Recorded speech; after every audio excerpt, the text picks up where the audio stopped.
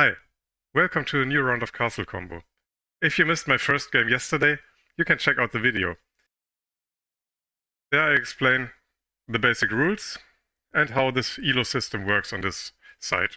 We managed to make our way up to 44 points already by winning the first game, and I now just played the second game, this time against a very good player with an ELO of 192. And I'll just go through this review and explain what I did and why, and we see how it worked out. Thank you so much for being here, and now let's start the game. We are first player here this time, and we already have quite a tough decision because the cards are not as good as they were in yesterday's game where we had already two good cards to start. They all don't give many points or keys or money.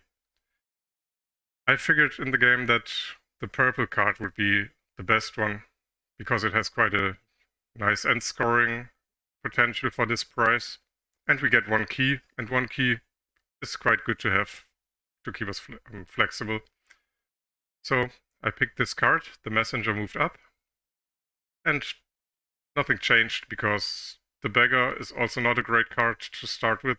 It just rewards you for a full grid of cards, and it's also difficult to place the purple cards on top of and on the bottom of and next to the yellow card. So let's see what the opponent did. They picked the Royal Guard, which is quite okay. Gave them a key, but it also gave us a key. So we now got already 4 keys, which makes us quite flexible.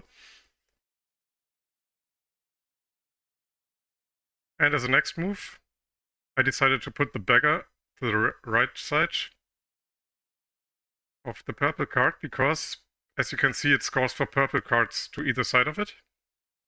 All rows and columns that it's in.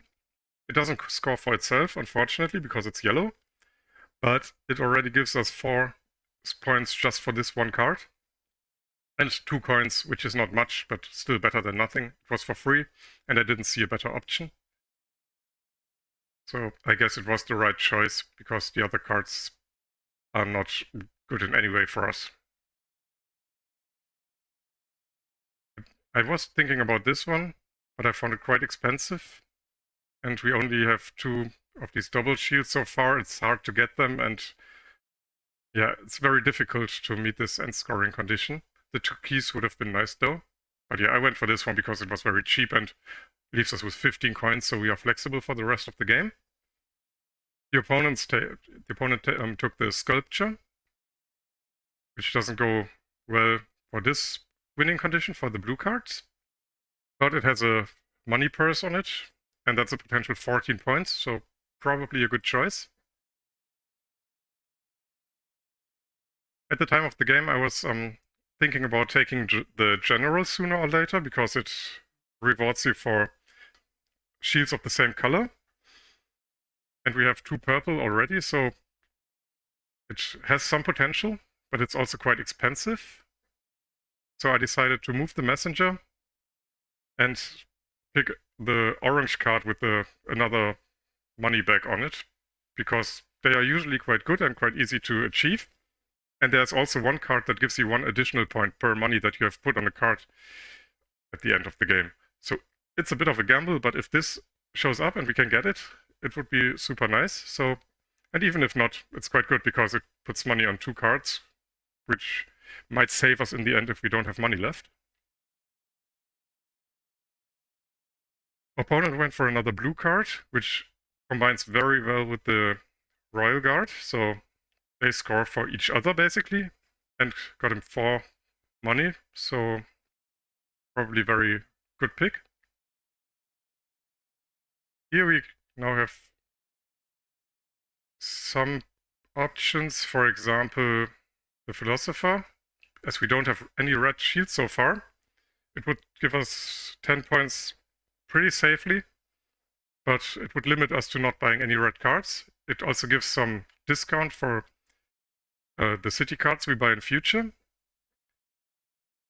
But in this situation, I decided to pick the general because we have the money. I didn't want it to be taken away by the opponent or to be discarded upside down by the opponent to deny it.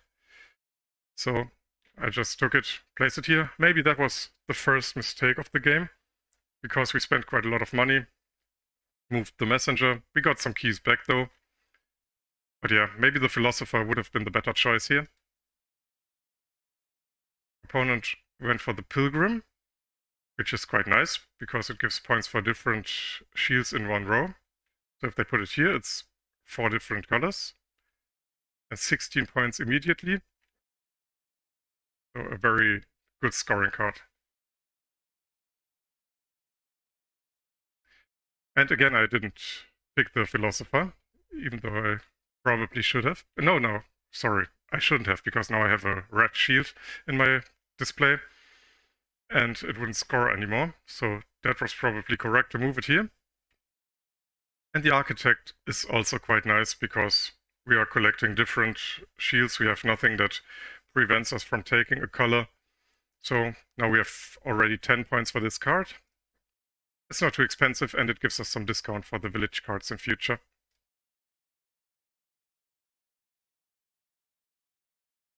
The opponent picked one for the purple row on one of the two sides. It works on both. And is focusing mainly on the city cards now, getting 4 coins for this. And now if there will be a card with an end scoring condition to have many city cards, like 2 points per city card or something, we need to be mindful and try to take it away from them, because 4 city cards already is quite dangerous, I think.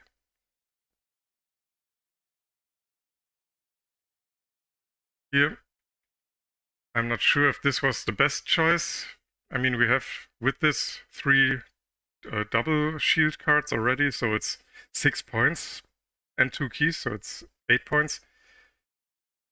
But I'm not sure if this was the perfect pick, to be honest.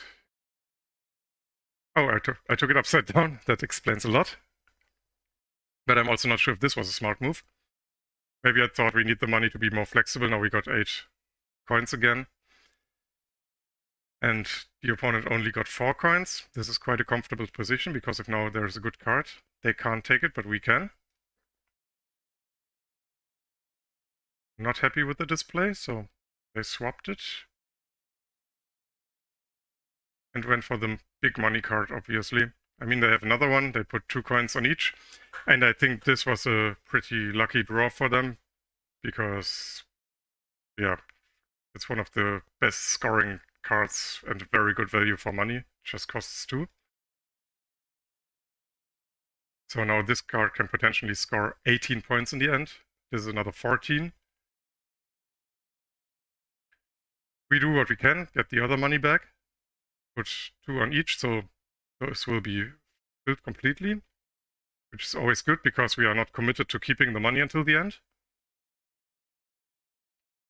And opponent has a nice spot for this yellow card on the bottom right for easy 5 points and some money.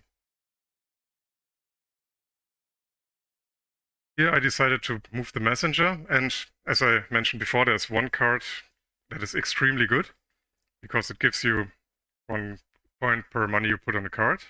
Already that would be 10 points, and we can put 4 more coins on this card. And I now remember that was the reason why I took this card upside down, because we needed the money. We only had 2 coins. This was 7. It was too expensive for the opponent. I was expecting the opponent to take it upside down just to deny it from us. But probably he was just happy with the woodcutter, which was also not a bad choice. But now we can afford it. I took the keys.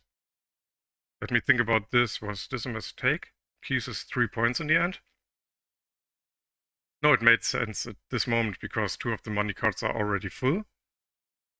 I put another 2 coins on the card on the top right, on the innkeeper. If I would have taken the money, which is 2 points, and the keys are 3 points, and I also might get some money from somewhere else to put it there. So yeah, taking the keys might seem a bit counterintuitive, but it was the correct choice in this case.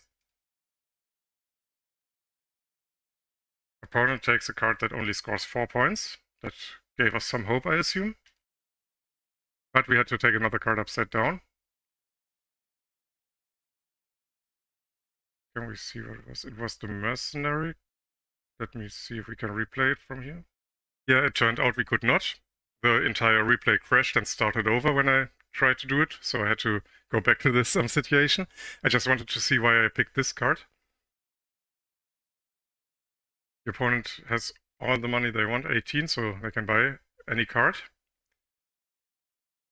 And probably I did not think it through. Let me see. This one would be a key per brown card, which is 5 keys. Plus the correct position, it's 8 points. This is a set of... Yeah, I think I discarded the correct card because it gave them 14 points and even more money, which they didn't need. But yeah, I think it was correct to take this card away from the opponent. I'm not sure if it was correct to take a card upside down. I mean, I had 1 money. There's just 1 card I could have afforded, which didn't score. Yeah, I guess this was the best thing I could do for the final card. Just denying it, get the 2 keys, 2 points for the keys, get the money to put it on the final money card. But it's quite a sad move just to take your final card and flip it over. But I think this was not a mistake. I think there were a couple mistakes made by me in this game. For example, taking the general and then not really paying attention to getting the sets of same colors. I just got it completed for orange. And I think it's also quite difficult to score high if you take 2 cards upside down, because they obviously score for nothing. I also kind of lost track for this scoring condition for the purple cards. I mean, they didn't show up, but I had some keys that I could have spent to exchange the entire row, so not too happy with my play here. But let's see what the opponent takes for a last card. Green is missing, that's easy 10 points. Plus another 2 keys. So yeah, that looks quite good for the opponent, I'd say. Let's see how the end scoring worked out. That's my column now. Yeah, it's only 73. That's way less than yesterday even. And it looks very good for the opponent here. Oh yeah, they beat us by 14 points. That's quite a margin. And I am not too happy with the way I played this game. We just can't afford to score 0 points twice and to leave 18 points for the opponent, 16 here, 14 there, and another 10 points for the end scoring. Maybe I didn't pay enough attention to the cards that helped the opponent. Maybe I didn't spend enough keys to swap entire rounds of cards to get 3 new ones to pick from. But anyway, let's see if we can get the results. There we go. We didn't lose any elo points, fortunately. It's because the gap to the opponent was so big. I'm not happy with the score. I think we could have achieved more than 73. The gap is quite big. We made some mistakes, so I hope we can do better in the next game. If you liked the video, I would be very happy about some comments. Please let me know what I can do better. Do you like this format where I play a game before and then kind of question my own game and try to think why I did what? Or would you like me to prepare it and just explain it more like a strategy guide? Or would you like a live play where I just talk while I play and try to manage both? I'm open for all sorts of format. Just let me know what you like most and I'll try to prepare them. And let's see what we are going to do for the future games. For now, thank you so much for watching. I hope you enjoyed the second game and see you for game 3.